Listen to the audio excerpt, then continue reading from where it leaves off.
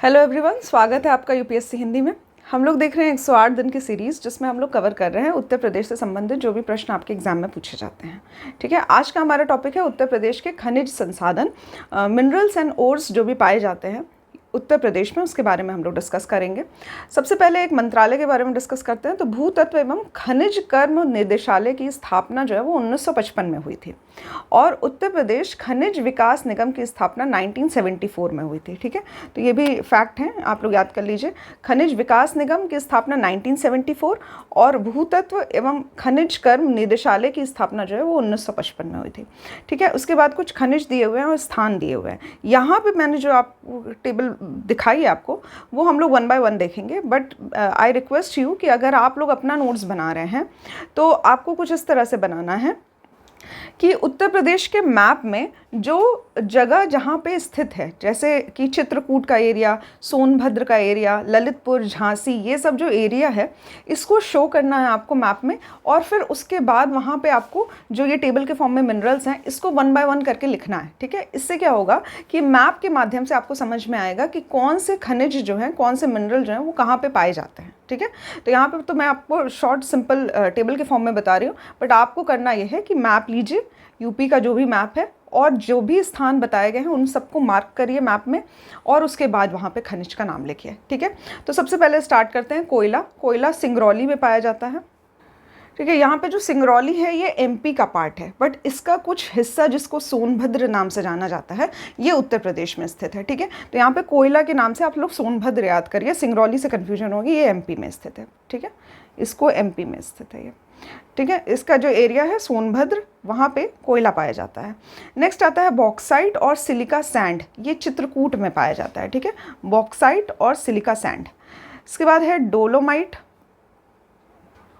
ठीक है, यहाँ पे डोलोमाइट जो है ये बारी एक स्थान है जो कि सोनभद्र में पाया जाता है, वहाँ पे ये खनिज जो है वो पाया जाता है। आपको कमेंट बॉक्स में बताना है कि डोलोमाइट जो है वो किसका अयस्क है।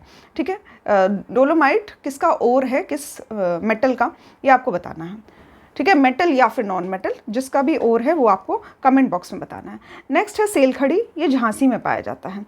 रॉक फॉस्फेट, ये ललितपुर में पाया जाता है। हीरा जो है काफ़ी कम मात्रा में बांदा और मिर्ज़ापुर में पाया जाता है।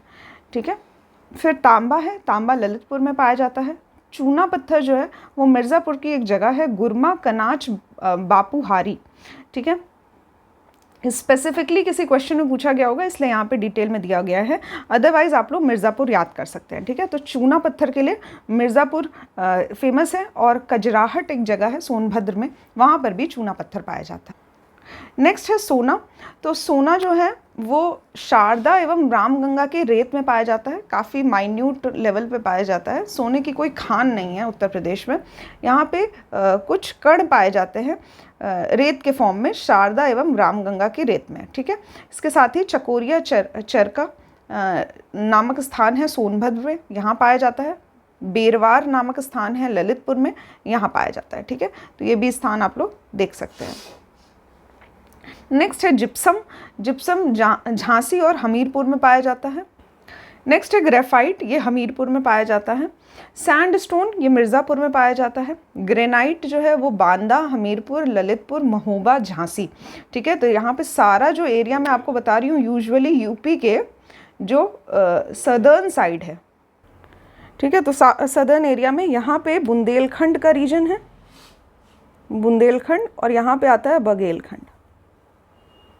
ये दोनों ही जगहों पे मिनरल्स जो हैं वो पाए जाते हैं, क्योंकि इनका जो बॉर्डर है वो एक तरह से एमपी का बॉर्डर है। मध्य प्रदेश में कुछ खनिज पाए जाते हैं, उन्हीं का कुछ हिस्सा जो है वो उत्तर प्रदेश के पास है। इसके बाद आता है लौह अयस्क, ये ललितपुर में पाया जाता है। कैल्साइट मिर्ज़ापुर में पाया जाता है। चाइना क्ले सोनभद्र में पाया जाता है। फेल्सपार, ये झांसी में पाया जाता है। गेरू पत्थर जो है ये बांदा में पाया जाता है। यूरेनियम काफ़ी कम मात्रा में ललितपुर में पाया जाता है।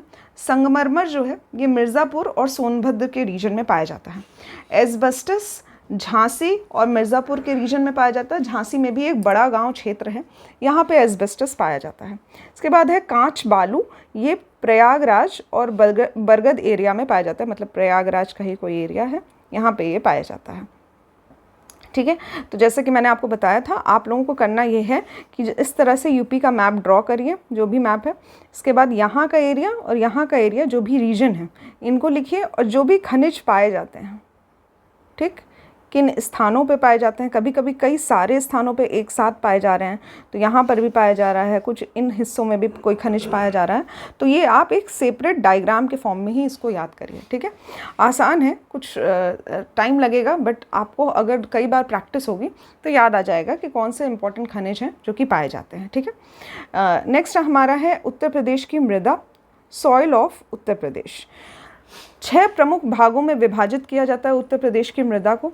सबसे पहला है भाबर, फिर तराई, जिसको दोमट मृदा भी कहा जाता है, ये तराई का क्षेत्र है, ठीक है। इसके बाद आता है जलोढ़, जिसमें खादर और बांगर आता है। विंध्यन क्षेत्र की मिट्टी में लाल और पीली मृदा आती है, ठीक है।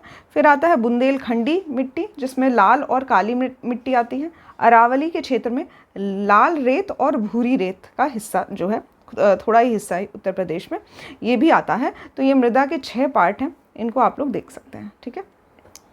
नेक्स्ट है, कुछ मृदा के नाम लिखे हुए हैं, इसको कुछ स्थानीय नाम से जाना जाता है। जैसे कि जलोढ़ मिट्टी जो होती है, अलुवियल सॉइल इसको कहते हैं, एलुवियल सॉइल,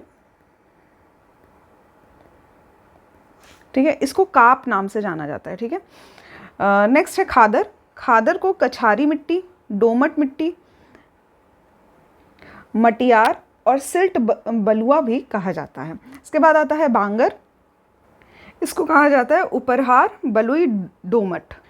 नेक्स्ट है लवड़ी और क्षारीय मिट्टी, ठीक है। तो यहाँ पे सेलाइन एंड एसिडिक, ठीक है। इसको रेह कहते हैं, ऊसर कहते हैं, बंजर कहते हैं और कल्लर कहते हैं, ठीक है। नेक्स्ट है बुंदेलखंड की लाल मिट्टी को राकर नाम से जाना जाता है। काली मृदा को मार, काबर, रंगूर, कपास मृदा, ठीक है, ब्लैक सॉइल को कहा जाता है, ठीक। तो ये सभी नाम जो हैं, ये भी आप लोग याद कर सकते हैं। कभी कभी क्वेश्चंस जो हैं वो इस पे भी पूछ लिए जाते हैं, ठीक है। नेक्स्ट इंपॉर्टेंट है उत्तर प्रदेश की कृषि, ठीक है। तो यहाँ पे नेक्स्ट है हमारा उत्तर प्रदेश की कृषि, एग्रीकल्चर ऑफ उत्तर प्रदेश, ठीक। तो प्रदेश के कुल जो पारिस्थितिकी क्षेत्र हैं, इकोलॉजिकल एरिया है, उनको टोटल 20 पार्ट्स में डिवाइड किया गया है। इकोलॉजिकल एरिया को, पारिस्थितिकी क्षेत्रों को 20 हिस्सों में विभाजित किया गया है। इसके बाद प्रदेश के कुल जो कृषि जलवायु क्षेत्र हैं, ठीक है, एग्रो क्लाइमेटिक जोन्स जो हैं, ये 9 हैं क्लाइमेटिक जोन्स, ठीक। तो यहाँ पे कुल कृषि जलवायु क्षेत्र जो है वो 9 हिस्सों में विभाजित किया गया है। कुल मृदा समूह क्षेत्र जो हैं ये 8 हैं। औसत जोत आकार, ठीक है, ये 0.76 हेक्टेयर है। इसके साथ ही कुछ और भी डेटा दिए हुए हैं, ठीक है।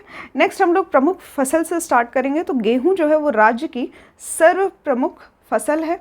सर्वाधिक उत्पादकता जो है वो गंगा घाघरा दोआब क्षेत्र में होती है इसकी, तो गेहूं। नेक्स्ट है गन्ना।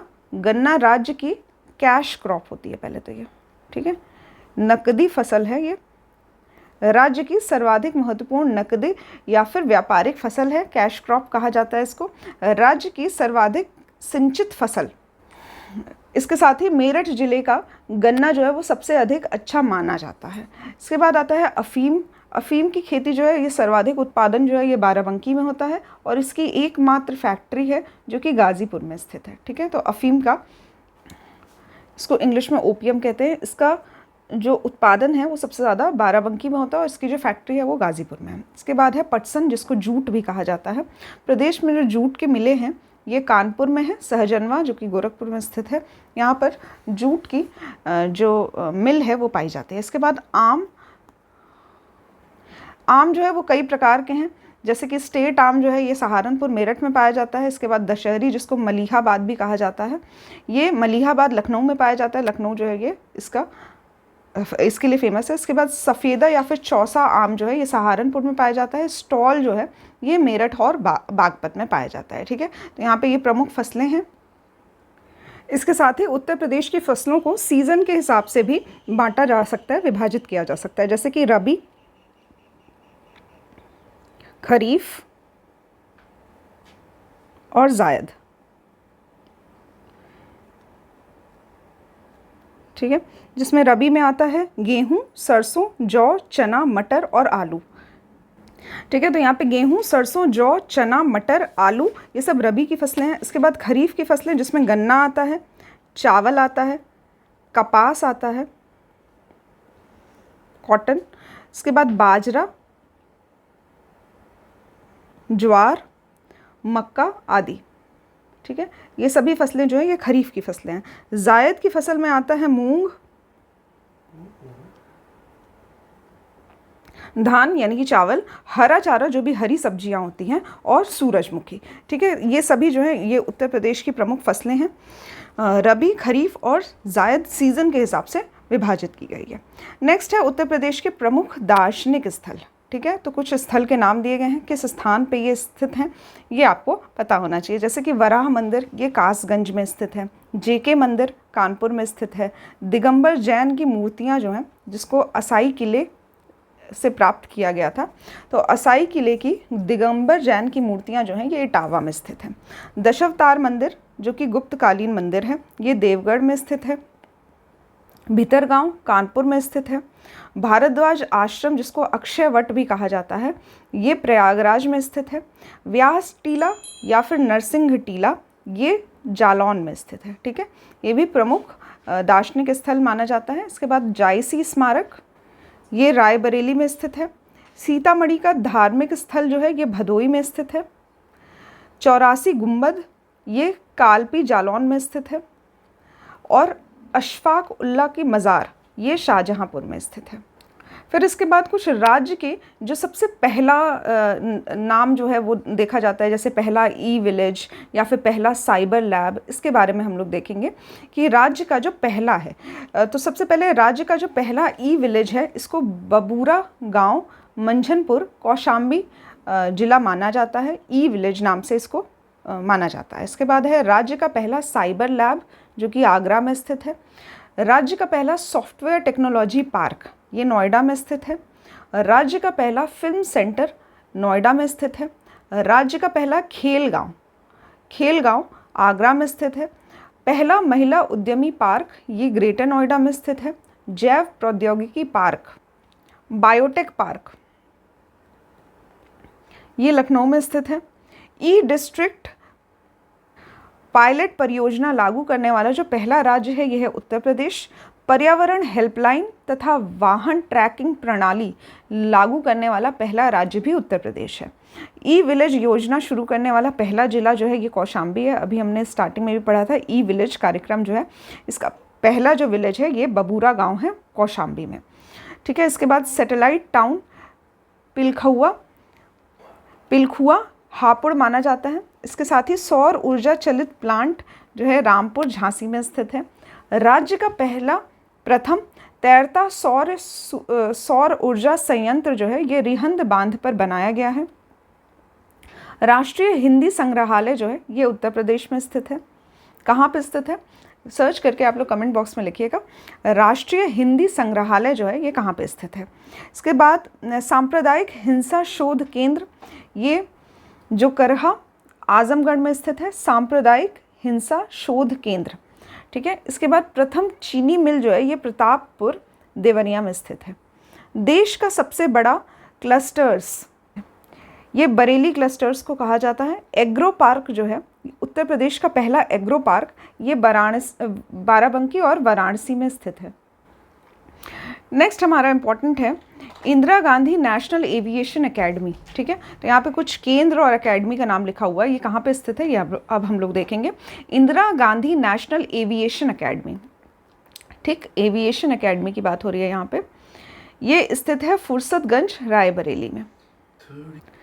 नागरिक उड्डयन परीक्षण केंद्र जो है ये बमरौली प्रयागराज में स्थित है। नेशनल पैराशूट ट्रेनिंग कॉलेज जो है ये आगरा में स्थित है। पैराशूट से संबंधित जो ट्रेनिंग कॉलेज है ये आगरा में स्थित है। भारतीय वायुसेना का एयरपोर्ट जो है ये बख्शी तालाब लखनऊ में स्थित है। ठीक, तो यहाँ पे भारतीय वायुसेना का एयरपोर्ट बख्शी तालाब Lucknow. Army aviation centre Jhansi में स्थित है। भारत की पहली डाक सेवा जो है ये 18 फरवरी 1911 में स्टार्ट की गई थी इलाहाबाद के नैनी जिले से। ठीक है, तो यहाँ पे भारत की पहली डाक सेवा। इसके बाद है भारत की पहली टेलीग्राफ सेवा, ये 1954 में स्टार्ट की गई थी आगरा से कोलकाता के बीच में। ठीक, तो भारत की पहली टेलीग्राफ सेवा जो है ये भी उत्तर प्रदेश से स्टार्ट की गई थी। वन्य जीव संरक्षण के बारे में हम लोग देखेंगे तो 1956 में वन्य जीव परिसंरक्षण संगठन की स्थापना की गई थी। वर्तमान में उत्तर प्रदेश में एक नेशनल पार्क है, दुधवा नेशनल पार्क, जिसको 1 फरवरी 1977 में स्थापित किया गया था। 2 प्राणी उद्यान हैं जिसको चिड़ियाघर यानी कि जू कहा जाता है। यह है लखनऊ में स्थित, जिसको नवाब वाजिद अली शाह जू कहा जाता है, और कानपुर में एलन फॉरेस्ट जू जो है ये स्थित है। इसके साथ ही गोरखपुर में भी अभी निर्माणाधीन नहीं रह गया है, कंप्लीटली बन चुका है, शहीद अशफाकुल्ला खान। ठीक है, तो अभी 3 प्राणी उद्यान हो गए हैं उत्तर प्रदेश में। 11 वन्यजीव विहार हैं, 13 पक्षी विहार हैं, और कुल 24 जो हैं वन्यजीव अभ्यारण्य हैं। अभी ये डेटा जो है इसको आप लोग कंफर्म कर लीजिएगा, 2024 के डेटा से एक बार मैच कर लीजिएगा। ठीक है, ठीक है। करेंटली जो मैंने सर्च किया उसमें वन्यजीव विहार की संख्या जो है ये 15 बताई गई है। इसके साथ ही वन्यजीव अभ्यारण्य यानी कि वाइल्ड लाइफ सेंचुरी की संख्या जो है ये 25 बताई गई है। पक्षी विहार यानी कि बर्ड सेंचुरी की संख्या अगर सेंट्रल गवर्नमेंट के हिसाब से देखी जाए तो उत्तर प्रदेश में 15 पक्षी विहार हैं। इसके साथ ही अगर उत्तर प्रदेश की बात की जाए तो यहाँ के वेबसाइट में 11 या फिर 13 जो है ये बताया जाता है कि पक्षी विहार की संख्या है। ठीक है, संख्या पे मत जाइए, कौन सा स्थित कहाँ पे है ये आपको जो डेटा है जो मैंने ऑलरेडी आपको टेबल के फॉर्म में बताया है वो आपको ज़रूर से याद होना चाहिए। कौन सा नेशनल पार्क जो है ये कहाँ पर स्थित है, कौन सी वाइल्ड लाइफ सेंचुरी ये कहाँ पर स्थित है, और साथ ही कौन सा पक्षी विहार कहाँ पर स्थित है। इसके साथ ही आपको रामसर साइट्स भी पता होने चाहिए। ठीक, नेक्स्ट हमारा है उत्तर प्रदेश के विविध जानकारी के बारे में हम लोग देखेंगे। जैसे कि सबसे पहला है गैंडों का जो पुनर्वासित करने का जो कार्यक्रम है ये किस नेशनल पार्क में किया गया है। ठीक है, तो सबसे पहला प्रश्न है ये हमारा, ये दुधवा नेशनल पार्क में किया गया है। इसके साथ ही सर्वाधिक क्षेत्रफल वाला जिला कौन सा है, ये लखीमपुर खीरी है। अधिकतम घनी आबादी वाला क्षेत्र जो है ये गाज़ियाबाद माना जाता है। नेक्स्ट है न्यूनतम घनी आबादी वाला क्षेत्र, ये ललितपुर है।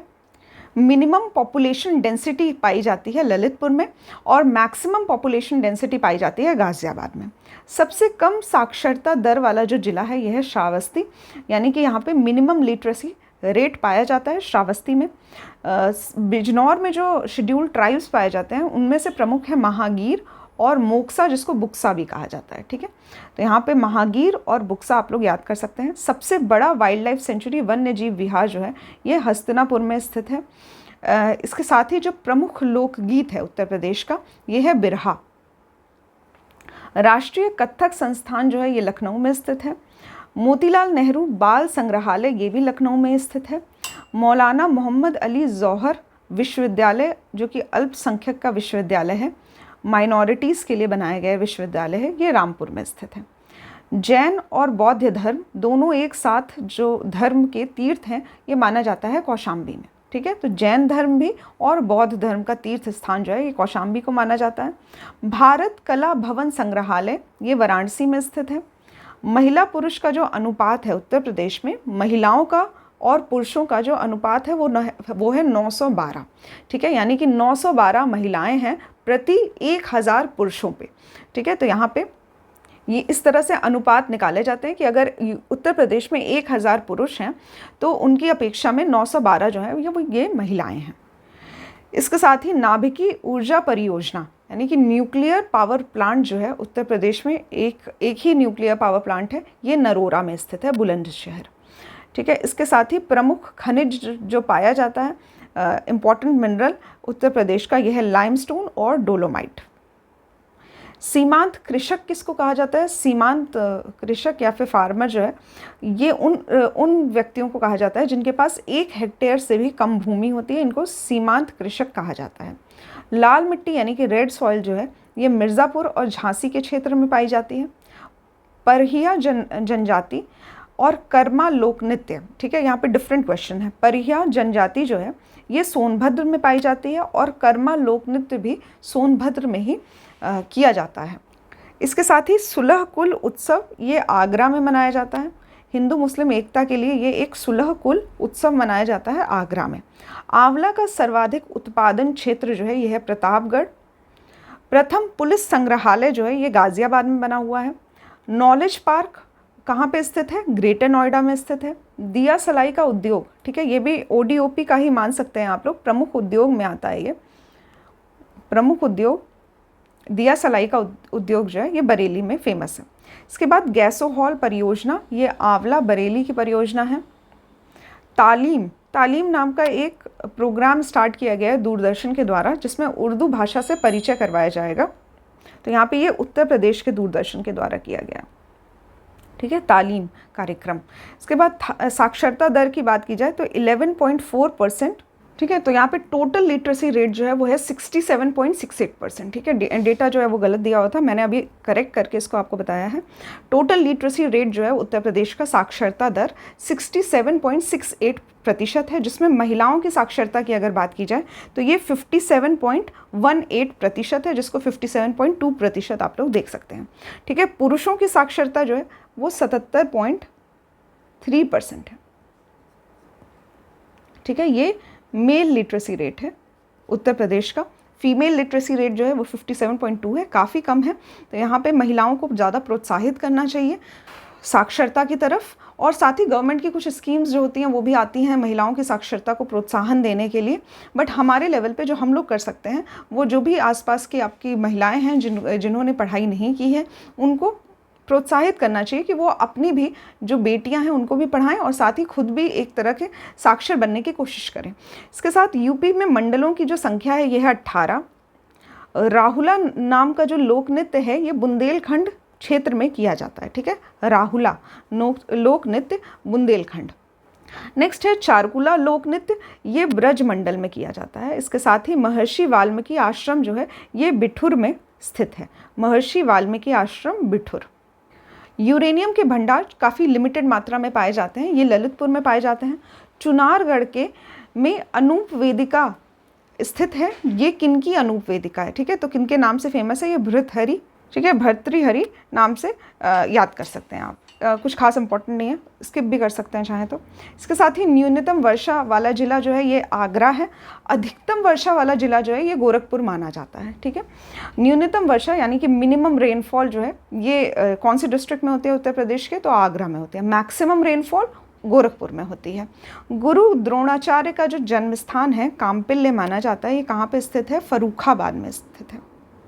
इसके साथ ही चलास नामक जो घास है, ग्रास पाई जाती है चलास नाम की, ये बुंदेलखंड के रीजन में पाई जाती है।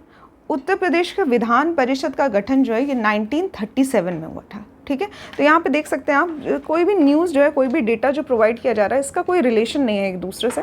तो ये हम लोग मिसलेनियस का पार्ट कर रहे हैं। विविध डेटा जो है इसको याद कर सकते हैं, विभिन्न प्रश्नों में पूछे गए हैं, एग्जाम्स में पूछे गए प्रश्न हैं यहाँ पे, और ये सभी प्रश्न जो है ये इंपॉर्टेंट है। आईना और रुमाल के साथ जो नृत्य किया जाता है इसको छपेली कहा जाता है। कहार जातियों के द्वारा जो नृत्य किया जाता है इसको धीवर कहा जाता है, ठीक है। तो आईना और रुमाल के साथ नृत्य छपेली, कहार जाति द्वारा जो नृत्य है इसको धीवर कहा जाता है। नेक्स्ट है आयुर्वेद महोत्सव, ये झांसी में मनाया जाता है। दीपावली पर शोक जो है ये थारू जनजाति के द्वारा किया जाता है, ठीक है। तो इनको दीपावली पे खुशी नहीं होती है, ये लोग शोक मनाते हैं। थारू जनजाति के द्वारा ऐसा किया जाता है। अमीर खुसरो का जो जन्म है ये माना जाता है कि पटियाला एटा नामक स्थान है यहाँ पे हुआ था। तो एटा नामक स्थान जो है वो आप लोग देख सकते हैं। बुद्ध के जीवन की जो अंतिम वर्षा है, अंतिम वर्षा जो है ये वैशाली में हुई थी, ठीक है। तो इस पे भी प्रश्न पूछे जाते हैं। यहाँ पे अमीर खुसरो का जो जन्म है ये पटियाला नहीं पटियाली है, ठीक है। पटियाला तो पंजाब में है, यहाँ पे ये एटा का एक क्षेत्र है जिसको पटियाली नाम से जाना जाता है। यहाँ पे अमीर खुसरो का जन्म हुआ था। इसके बाद बुद्ध के जीवन की अंतिम वर्षा वैशाली हमने देख लिया है, ठीक है। यहाँ पे आज हम लोग एंड करेंगे यहाँ तक ही। इसके बाद नेक्स्ट लेक्चर में हम लोग देखेंगे उत्तर प्रदेश की कुछ प्रमुख स्कीम, गवर्नमेंट के द्वारा जो प्रमुख स्कीम चलाई जाती है इनके बारे में हम लोग देखेंगे नेक्स्ट लेक्चर में। काफ़ी इंपॉर्टेंट लेक्चर होने वाला है, तो ज़रूर से देखिएगा, स्किप मत करिएगा। जितने भी मैंने आपको लेक्चर दिए हैं उत्तर प्रदेश स्पेशल की अगर बात की जाए, तो जो भी मैंने लेक्चर दिए हैं उसमें कुछ जो भी आपको टेबल के फॉर्म में डेटा प्रोवाइड किया गया है, आप लोग इसमें से कुछ छांट के याद ज़रूर कर सकते हैं, बट कोई भी लेक्चर जो है वो अनइम्पॉर्टेंट नहीं है, सारे ही लेक्चर इंपॉर्टेंट है।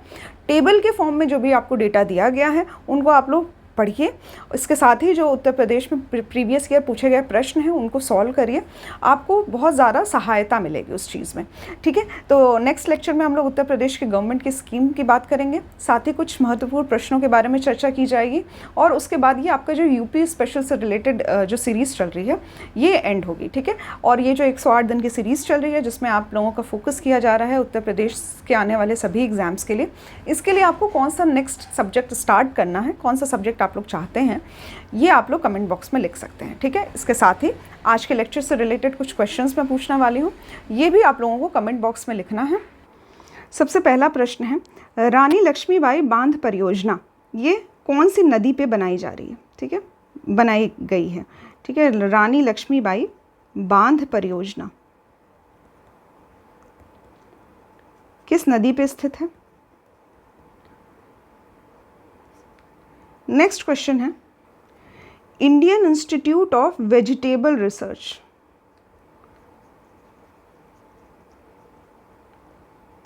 ठीक है, वेजिटेबल रिसर्च, ठीक है, सब्जियों से रिलेटेड जो अनुसंधान केंद्र है ये कहाँ पे स्थित है। इसके साथ ही आपको बताना है नॉलेज पार्क जो है ये कहाँ पे स्थित है। नॉलेज पार्क उत्तर प्रदेश में, नॉलेज पार्क जो है ये कहाँ पे स्थित है। साथ ही परीछा बांध ये कौन सी नदी पे स्थित है, ठीक है, परीछा बांध। नेक्स्ट है उत्तर प्रदेश का प्रथम पुलिस संग्रहालय, पुलिस संग्रहालय ये कहाँ पे स्थित है। ये सभी प्रश्न जो हैं इनके आंसर ऑलरेडी मैंने आपको बताया है, लेक्चर अगर आपने ध्यान से देखा होगा, इससे पहला भी लेक्चर जो मैंने बांध पे बताया था वहाँ पर भी ये सारी डेटा जो है वो आपको दी गई है, ठीक है। तो यहाँ पे मैंने आपको पढ़ने का तरीका बता दिया। उत्तर प्रदेश से रिलेटेड जो भी आपको जानकारी चाहिए उसके लिए आपको सबसे पहला जो स्टार्ट करना है वो उत्तर प्रदेश के मैप से है, ठीक है। अगर आपको एक बार मैप याद हो गया तो आपको जितने भी डिस्ट्रिक्ट हैं उनकी लोकेशन याद हो जाती है, और जब लोकेशन याद हो गई तो नेक्स्ट आपका स्टेप ये है कि उस पर्टिकुलर डिस्ट्रिक्ट से या रीजन से रिलेटेड, जैसे बुंदेलखंड का क्षेत्र है तो उससे संबंधित जितने भी डांस फॉर्म्स हैं, इसके साथ ही जो भी लोक नृत्य हैं, लोकगीत हैं, जो भी वहाँ पे प्रमुख खनिज पाए जाते हैं, जो भी बांध परियोजना है उस रीजन पे स्थित, ये सभी आपको मैप के माध्यम से याद होने चाहिए, ठीक है। अगर आपको टेबल याद हो गई है तो ही आप लोग मैप के माध्यम से उसको याद कर सकते हैं। तो सबसे पहला काम आप लोग टेबल बनाइए, टेबल से याद करिए। इसके बाद नेक्स्ट स्टेप होगा मैप के माध्यम से खुद से रिप्रेजेंट करने की कोशिश करिए, खुद से मैप बनाइए और वहाँ पे बताइए कि इस पर्टिकुलर स्थान पे ये प्रमुख खनिज पाए जाते हैं या फिर इस पर्टिकुलर स्थान पे ये प्रमुख लोक नृत्य जो है ये किया जाता है, ठीक है। इसके साथ ही जो भी आपको इन्फॉर्मेशन बताई जा रही है कोशिश ये करिए कि लेक्चर के साथ ही इनको याद करते हुए चलिए, ठीक है। तो यहाँ पे बहुत सारे अगर आप लोग लेक्चर पे लेक्चर देख रहे हैं और कुछ भी याद नहीं कर रहे हैं तो भी उसका कुछ खास यूज़ नहीं होता है। तो लेक्चर के साथ ही कोशिश ये किया करिए कि याद करते हुए चलिए, और इसका सबसे बेस्ट सॉल्यूशन ये है कि जब लेक्चर बनाया जा रहा है तो उसके साथ ही कुछ की पॉइंट्स जो हैं, जो इंपॉर्टेंट पॉइंट्स जो हैं वो आप लोग साथ साथ में लिखते रहिए, ठीक है। तो आज के लेक्चर में बस इतना ही। कल के लेक्चर में हम लोग स्टार्ट करेंगे कुछ उत्तर प्रदेश के प्रमुख स्कीम्स के बारे में, और उसके बाद आपका ये जो उत्तर प्रदेश संबंधित जो भी सीरीज़ है ये ख़त्म हो जाएगी, ठीक है। तो ख़त्म हो जाएगी तो यहाँ पे सीरीज़ एंड हो रही है, और ये पर्टिकुलर सीरीज़ जो है ये आपके प्री में भी काफ़ी हेल्पफुल होगी और साथ ही आपके मेंस में भी काफ़ी हेल्पफुल होगी, ठीक है। तो एक नॉलेज आपका डेवलप हो जाएगा अपने उत्तर प्रदेश के बारे में, काफ़ी जानकारियाँ जो है वो आपको प्रोवाइड कर दी गई है, आपको बस इसको याद करना है, ठीक है। तो यहाँ पे सीरीज़ का एंड होने का मतलब ये नहीं है, हमारी तरफ से तो एंड हो गई है, पर एज अ स्टूडेंट अगर आप लोग पढ़ रहे हैं इससे तो आपको कितना समझ में आया है या फिर आपने कितना याद किया है इस सीरीज़ से, ये तो आपको ही पता होगा, ठीक है। तो यहाँ पे आपको ये लेक्चर के साथ साथ याद करते हुए चलना है। जो भी आप लोगों से प्रश्न पूछे गए हैं इनका आंसर आप लोग कमेंट बॉक्स में ज़रूर से करिएगा, और और मैं बार बार कहती हूँ आपसे कि प्रश्न ज़रूर से सॉल्व करिए, ठीक है। तो कोई भी टेस्ट सीरीज़ आप लोग ज्वाइन कर सकते हैं। इसके साथ ही उत्तर प्रदेश से रिलेटेड जो भी प्रश्न प्रीवियस ईयर पूछे गए हैं इनको आप लोग सॉल्व करते रहिए, ठीक है। जो भी आपसे पूछा गया इसका आप लोग रिप्लाई जो है कमेंट बॉक्स में ज़रूर से करिएगा। साथ ही लेक्चर पसंद आया तो लाइक कर सकते हैं, और बाकी सभी जो आपके दोस्त हैं जो कि तैयारी कर रहे हैं उनके साथ भी शेयर कर सकते हैं। Thank you for watching the lecture. Thank you.